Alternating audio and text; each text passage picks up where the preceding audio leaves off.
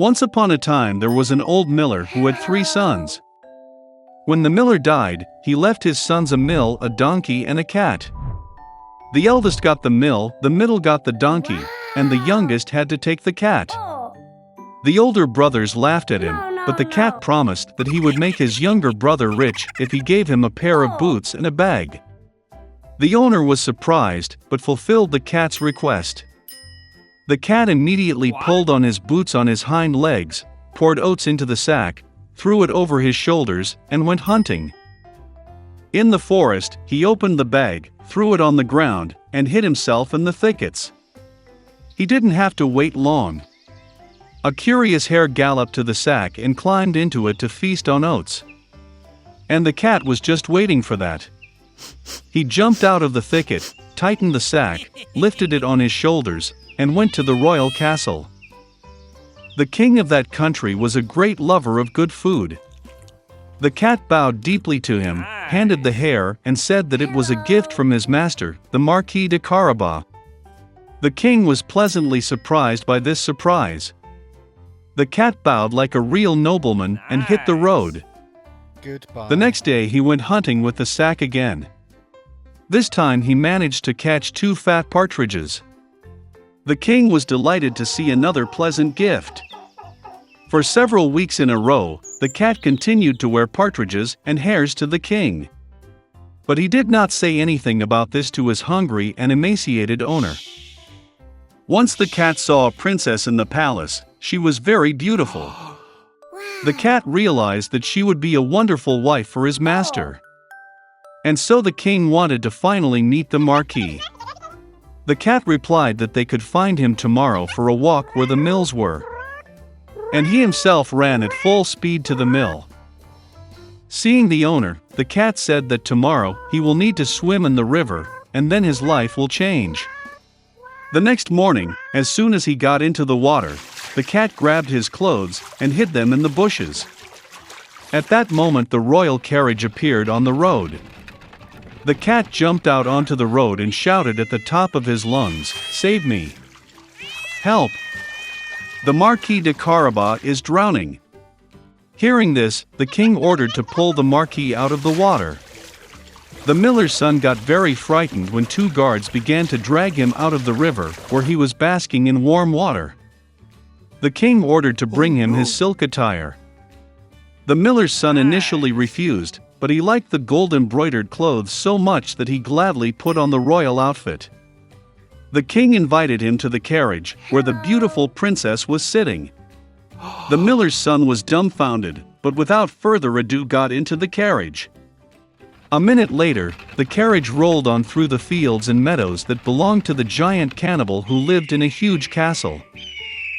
The cat wasted no time, and what was the spirit rushed ahead of the carriage towards the meadow, where the reapers were working in the sweat of their brow. He asked them to say that these fields belonged to the Marquis de Carabas, otherwise the evil cannibal will eat them. Before the astonished reapers could reply, the king's carriage pulled up. And when the king asked whose meadows they were, they answered in a friendly chorus that these fields belonged to the Marquis de Carabas. Meanwhile, the cat went straight to the man-eater's castle. With feline dexterity, he jumped over the stone wall and made his way into the castle. The cannibal was sitting at a large table laden with various dishes. Seeing the Puss in Boots, he was greatly surprised at such impudence. The cat began to tease the giant and said that he could not turn into a lion. Before the cat had time to utter these words, the cannibal turned into a huge lion with a shaggy mane. The cat's soul went into his boots from fear, but he overcame it and said that the cannibal could never turn into a mouse. The terrible lion disappeared, and a small mouse appeared in its place. And that was all the cat needed. In the blink of an eye he caught up with the mouse, caught it, and ate it. At this very time, the royal carriage drove into the castle courtyard. Opening the carriage doors, the cat bowed politely and said that he was glad to see everyone in the castle of the Marquis de Carabas. It is difficult to say who was more numb from amazement at these words, the king or the miller's son, who already did not understand anything at all. The cat took the guests to the table. At the end of the dinner, the king, having eaten to the fullest, said that the marquis was indeed a very worthy man, therefore he would gladly give his daughter to wife. The princess was happy, young, handsome, and besides, she really liked the rich marquis. Soon they played a wedding. So the miller's son married a princess and became a prince. All of them lived happily ever after, especially the cat, who proudly paced the palace in high boots. Once upon a time there was a mother pig and her 3 piglets. 3 brothers are the same height. Round, pink, with the same funny tails. All summer the pigs played in the green grass, basked in the sun, basked in the puddles. But then autumn came. One day my mother said that it was time for them to think about winter. She asked them to build a big house. The younger brother said that winter is still far away. The middle brother said that he would build his own house when needed. And the older brother decided to build the house himself. The younger and middle brothers did nothing but play their games. It got colder and colder every day. The younger brother decided to build a house out of straw. The middle brother thought it would be very cold in the thatched house in winter. He decided to build a house from twigs and twigs. By the evening their housing was ready. They were very proud of themselves and could not get enough of their buildings. Now they were free and could do whatever they wanted. They decided to go to their older brother and see what kind of house he had built for himself. The older brother was busy building. He applied stones, kneaded clay, and slowly built himself a reliable, durable home. The younger brothers found their older brother at work. They were very surprised at what kind of fortress he was building. The elder brother calmly continued to work. The younger and middle brothers began to joke and laugh at his house. They were so amused that their screeching echoed far across the lawn. The elder brother asked to be quiet, because the wolf could hear them. The younger and middle brothers were amused even more. They decided that the older brother was just a coward. And the 2 brave brothers went for a walk. On the way, they sang and danced, and when they entered the forest, they made such a noise that they woke up the wolf who was sleeping under the pine tree. The disgruntled and hungry wolf went to the place where the screeching of 2 stupid pigs came from. The brothers walked merrily and talked about how easily they would deal with the wolf. And suddenly they saw a real living wolf.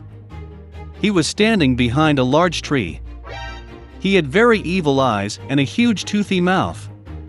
The brothers were so frightened that their thin tails trembled finely. The wolf prepared to jump. He snapped his teeth and blinked his right eye. The pigs suddenly came to their senses and, screeching across the forest, rushed to run away. Raising clouds of dust, they rushed each to his own house. The younger brother ran to his thatched hut and slammed the door in front of the wolf. The wolf growled and demanded to open the door. The younger brother, out of fear, could not utter a word. Then the wolf began to blow. The light roof instantly flew off the thatched hut. The wolf took a deep breath and blew a second time, and the thatch house flew in all directions. The wolf was delighted, snapped his teeth, and pounced on his younger brother. But the pig deftly dodged and ran. He ran to the house of the middle brother. The brothers managed to lock themselves up and looked at each other in dismay. The wolf got angry and began to blow. The house is slightly askew. The wolf blew a second, then a third, then a fourth time. But the house was still standing. The wolf took a deep breath and blew for the 5th time. The house shook and fell apart. Only one door stood for some time in the middle of the ruins. In horror, the piglets rushed to the house of their elder brother. The wolf ran after them. He was sure that this time the pigs would not run away from him. The piglets quickly rushed past the large apple tree without even hitting it. And the wolf did not have time to turn and hit the apple tree, which covered him with apples. One hard apple hit him between the eyes. A big bump jumped on the wolf's forehead. At this time, the younger and middle brothers managed to run into the house of the older brother and bolt the door. The wolf ran to the door, growled and demanded to open the door. The younger brothers were very scared and could not say anything in return. And the elder brother knew that he and his brothers had nothing to fear in a solid stone house. Then the wolf sucked in more air and blew as soon as he could. But no matter how much it blew, not a single stone moved.